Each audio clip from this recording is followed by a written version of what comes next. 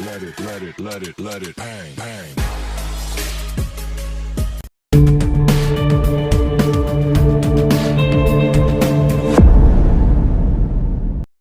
Teman-teman rumah kita, hari ini kita kedatangan narasumber wanita kuat yang tangguh. Yuk kita kenalan dulu sama Rizka. Kat, silahkan diperkenalkan dirinya. Ya, halo teman-teman rumah kita. Halo Mbak Intan. Perkenalkan, saya Rizka. Saya dari Kalimantan Barat. Saya temannya Mbak Intan, teman-teman rumah kita. Jadi saya itu seorang emak baru beranak satu ya. Memiliki bocah satu dan sedang inilah bergembira ria dengan anak gitu. Saya menyelesaikan S1 di FKIP Universitas Tanjung Pura, jurusan pendidikan biologi, kemudian S2-nya di Prodi Primatologi dengan konsentrasi genetika di Institut Pertanian Bogor. Jadi saya concernnya itu tentang keragaman genetik, kemudian populasi dan genetika konservasi untuk ini Phyllobates closii di Kepulauan Mentawai. Terima kasih di Selamat sela-sela kesibukannya kita bisa ya. berbincang. Semoga perbincangan kita hari ini bisa menjadi manfaat bagi orang-orang yang menyaksikan. Proses penerimaan beasiswa unggulan ini, Ika bukan yang sekali melamar langsung lulus nih. Dia melamar 2 kali baru lulus untuk yang keduanya. Beliau memiliki pengalaman yang bisa dibilang bisa nih kita gali dan bisa nanti kita peras apa-apa saja tips triknya kenapa kemarin bisa gagal dan hari ini dia bisa berhasil. Tentu ada hal yang dilakukannya. Nah, kita mulai dulu. Sebelum ke tahap sana, kita kenalkan dulu nih, beasiswa unggulan ini apa sih sebenarnya? Ika bisa diceritakan?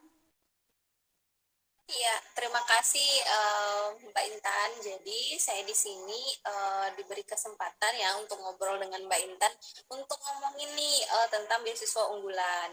Meskipun saya itu penerima tahun 2018, tapi menurut saya nggak ada ruginya juga untuk nyebarin tips-tips yang mungkin dibutuhkan sama teman-teman, terutama untuk S2, karena saya dapetnya itu pas S2.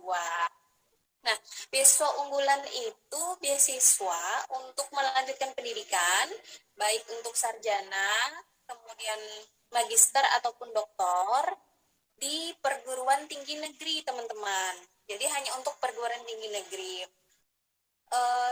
Di syarat yang utamanya, bedanya dengan beasiswa yang lain, bisa meng-apply pada saat ingin masuk kuliah ataupun lagi udah kuliah gitu, ongoing. Nah, ini dia spesialnya dari beasiswa unggulan. Jadi banyak kategori gitu. Ada untuk mahasiswa berprestasi, ada untuk pegawai Kemendikbud, dan ada untuk penyandang disabilitas.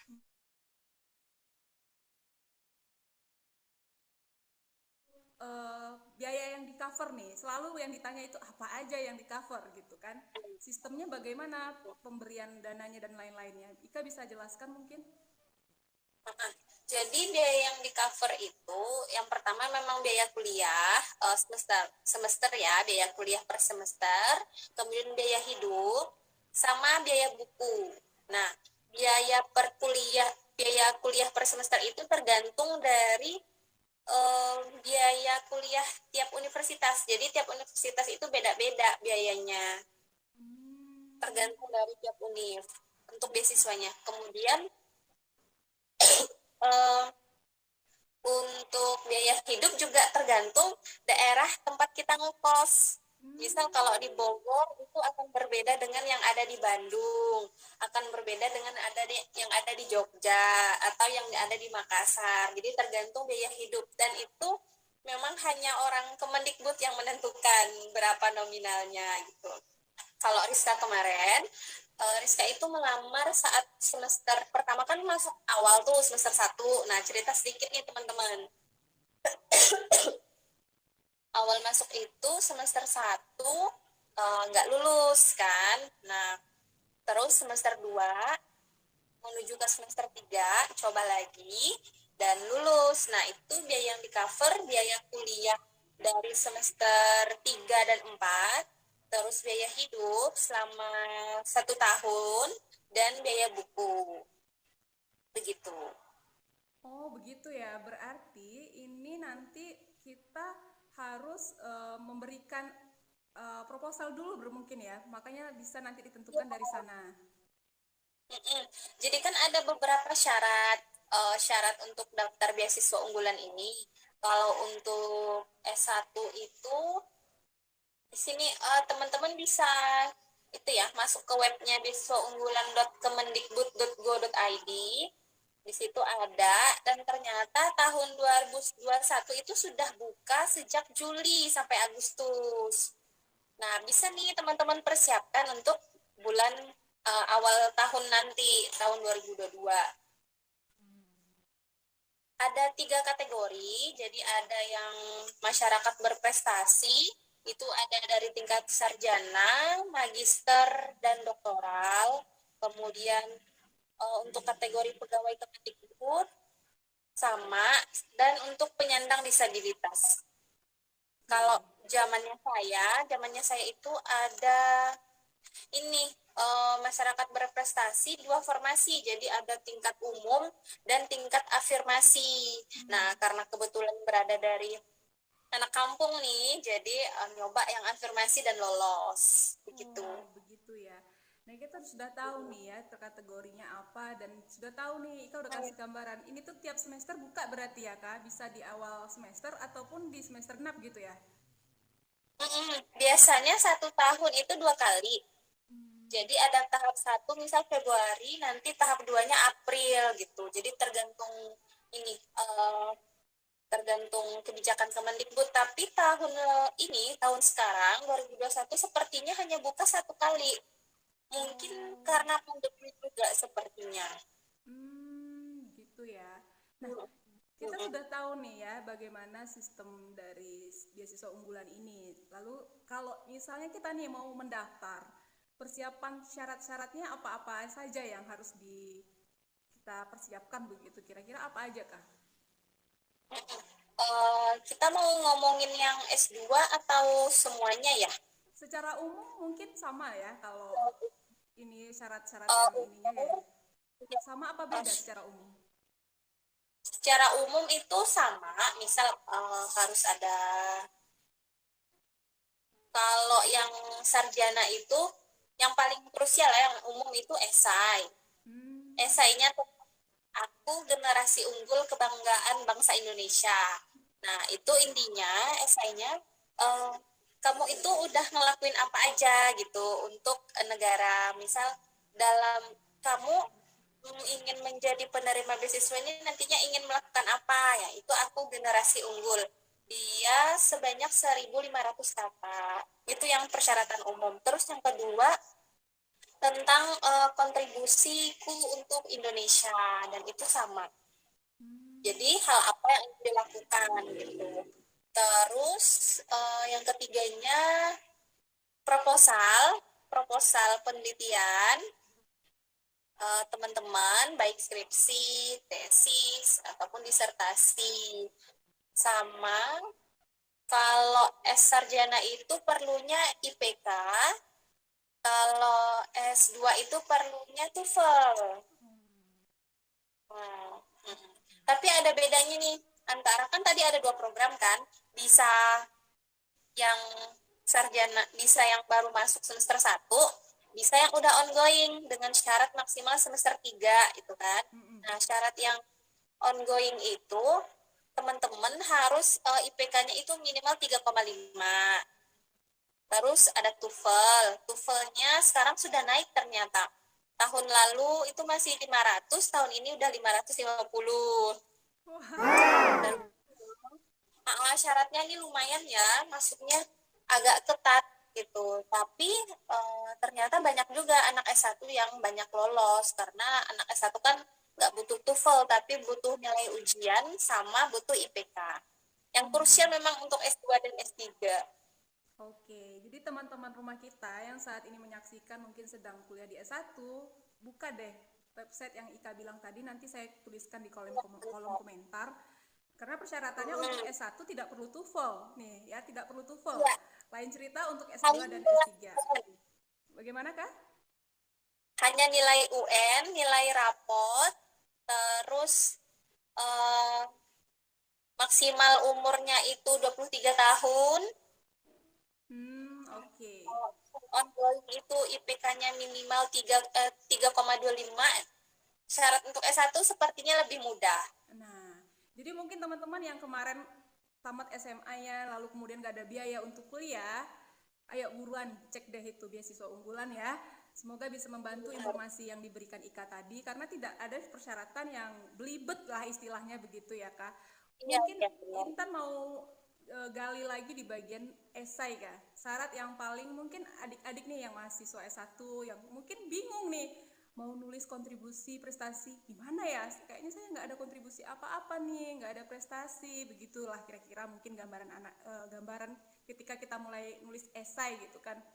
Ika kemarin bagaimana cara mencari inspirasi untuk penulisan esai itu sendiri? Jadi kemarin itu cerita sedikit teman-teman rumah kita. Jadi kemarin membuat esai itu memang perlu perenungan ya, merenung. Dulu gitu ya. Bersemedinan ini mau nulis apa ya gitu. Nah, untuk kontribusi untuk Indonesia itu kita tulis aja hal yang udah kita lakuin, kita flashback, kita kenal diri kita mulai dari SD, kita udah ngapain, prestasi apa yang udah kita buat, terus SMP kita ngapain, prestasinya ikut lomba Olimpiade B, nggak apa-apa, tingkat kabupaten boleh, kalau tingkat provinsi lebih bagus lagi gitu. Terus udah mau SMA, kita uraikan juga, kita tuliskan, oh kira-kira aku udah ngelakuin apa ya gitu. Nah, sampai itu ke tingkat mau kuliah. Kalau S1 berarti kan sampai SMA. Nah, kalau S2 berarti kan sampai S1. Itu. Kemudian dicari benang merahnya. Jadi, apa nih kira-kira yang nyambung dari kita sejak SD sampai kita S1? Apa nih unggulnya aku tuh di mana gitu. Nah, itu. Kemudian hal yang bisa kita lakukan nanti ke depan, kontribusi apa yang bisa kita berikan ke depan, kira-kira apa, misal berkaitan dengan tesis kita atau skripsi kita. Itu sih untuk pemilihan tip triksnya ya. Kemudian untuk katanya, usahakan berikan ke teman-teman yang udah lulus atau teman-teman yang udah terbiasa baca esai. Kita minta tolong, mungkin kakak senior kita yang pandai nulis atau apa gitu kan, Kak, coba boleh tolong nggak periksakan esai saya tentang ini. Nah, karena kita yang buat kan kita pasti merasa benar kan, udah benar nih esai kita gitu.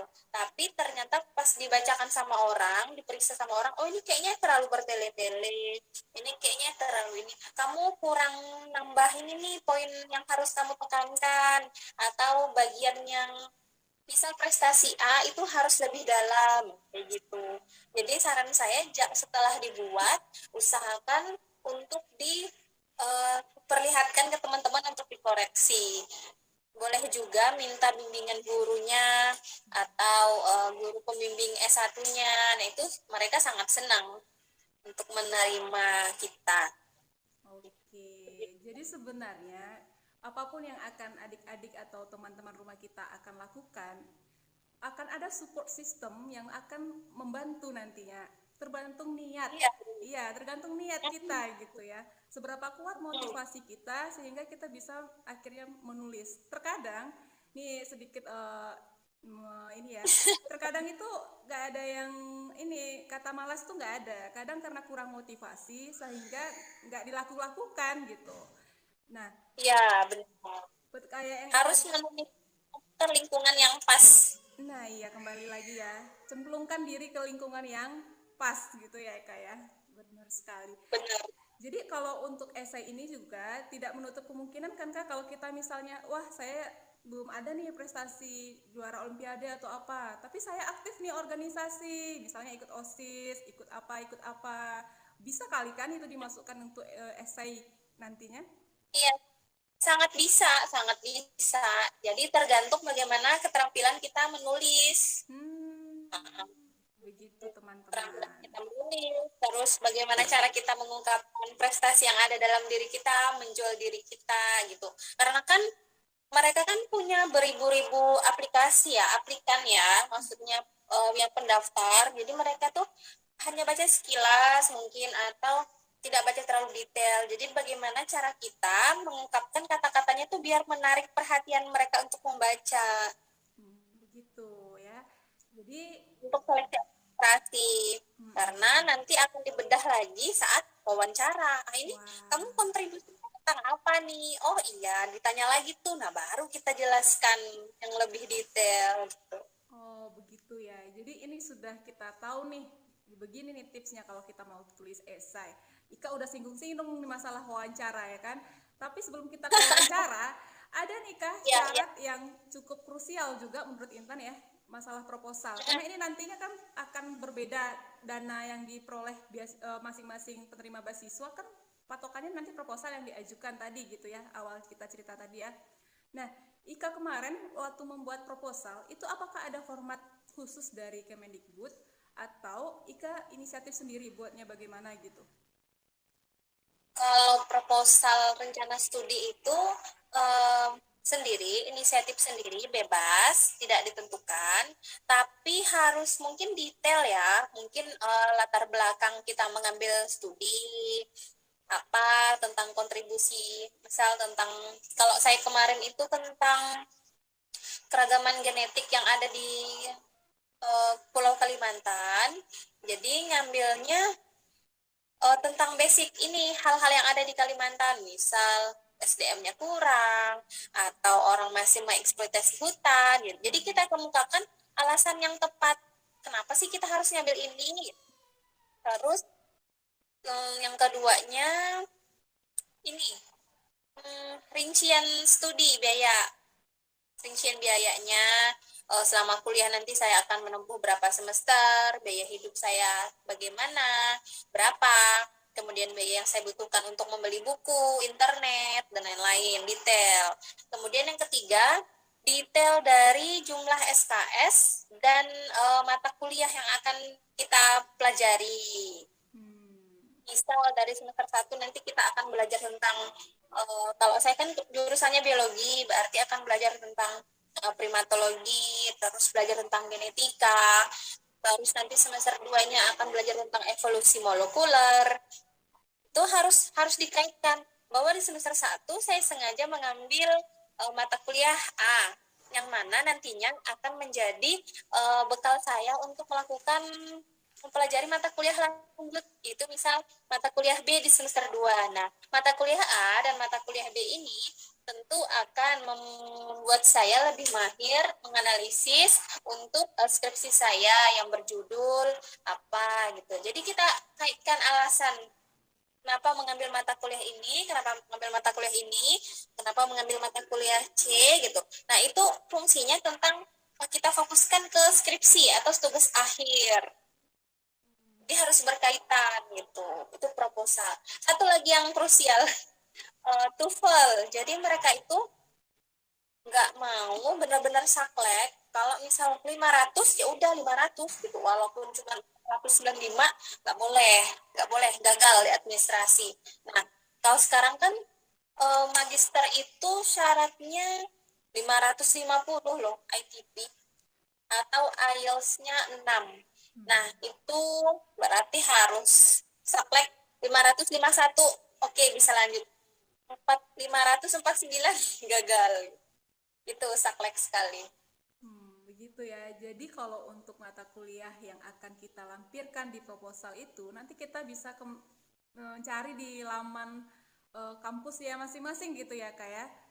Ya, benar-benar iya.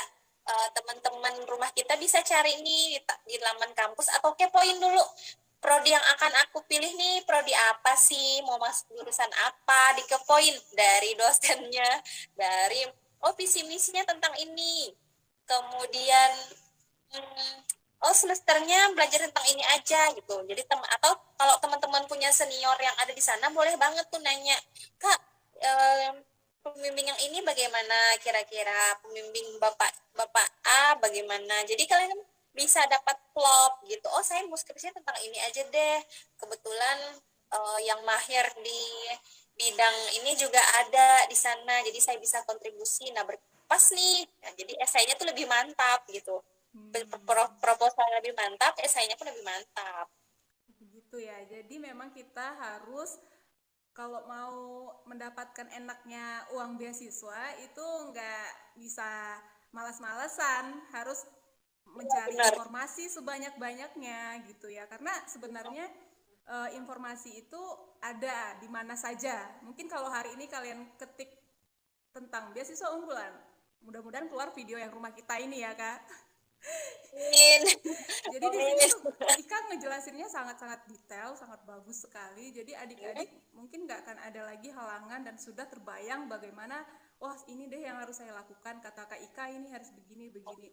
Ini bisa dia memberikan saran kayak gini karena sudah mencoba 2 kali.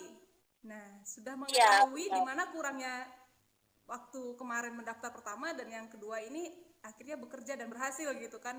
Nah, Ika kemarin bisa iya. kulik lagi yang dari Ika pengalaman pertama mendaftar dan kedua, bagaimana sih pertama Ika mendaftar itu perasaannya nih? Kalau lulus tentu sudah tahu semua senang gitu ya. Ketika tidak lulus yang pertama, bagaimana waktu itu kondisi Ika?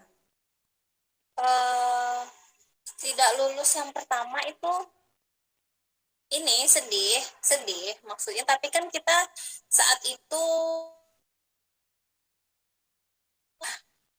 dapat LOE ya dan udah mau masuk kuliah, ternyata nggak lulus. Waduh, berarti kan harus pakai beasiswa OU ya, orang tua BOT. BT, beasiswa orang tua.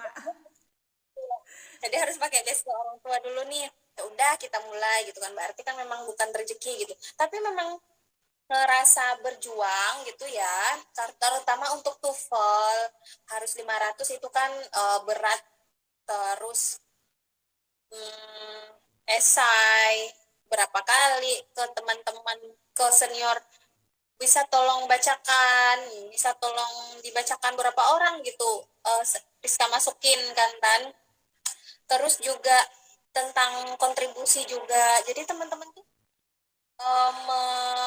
meluangkan waktunya lah gitu untuk mengoreksi esai kita. Nah, ternyata nggak lulus, ya sudah, masih ada kesempatan bisa ongoing untungnya kan. Nah, jadi coba lagi di semester 3 pas ongoing. Pas ongoing yang dirasakan sepertinya memang lebih mantap di semester 3 karena proposal rencana studinya kan udah semakin menjurus tuh, udah plek, oh ini loh, udah fix gitu kan tentang tentang keragaman genetik. Terus kontribusinya juga udah mulai banyak karena kita kan udah ada pengalaman 2 semester itu kan di S2. Jadi udah mulai gabung-gabung ke komunitas lain yang sepertinya lebih tampak gitu, lebih real kontribusinya. Terus dicoba lagi, semester 2 ya, dicoba lagi dan lulus syukurnya. Yang paling berkesan sih saat itu tuh, yang paling berkesan sepertinya ini kematangan kematangan proposal atau rencana studi dan kematangan esai yang dibuat. Jadi mungkin udah nggak kelihatan ngambang gitu seperti pas awal. Nah itu teman-teman. Jadi teman-teman harus bisa menyusun esai yang baik, yang benar-benar nyata, kontribusinya nyata, real, apa yang teman-teman lakukan dan kelihatan apa adanya gitu, tidak dilebih-lebihkan.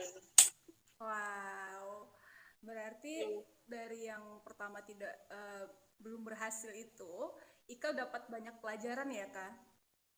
Iya, benar. Benar. Kembali lagi sebenarnya untuk proposal dan esai itu jangan mengarang-ngarang yang gak konkret ya, sepertinya harus benar-benar matang di bagian esai dan proposal. Karena ini nanti yang bakal diujikan lagi di bagian wawancara ya, Kak? Benar-benar. Jadi tahapnya kan ada dua tuh teman-teman. Jadi ada tahap administrasi, begitu lolos administrasi, lalu tahap wawancara dan ini seleksi wawancara. Nah, wawancara itu. Nah, Nah, teman-teman. di wawancara itu kita habis-habisan. Esai kita, skripsi kita, TOEFL, atau mungkin ada yang nanya dalam bahasa Inggris. Wow, dalam bahasa Inggris ya. Nah, teman-teman, kita akan kulik dan bahas lebih lanjut lagi tentang proses wawancara yang sebenarnya adalah jantung utama penentuan kelulusan teman-teman nantinya.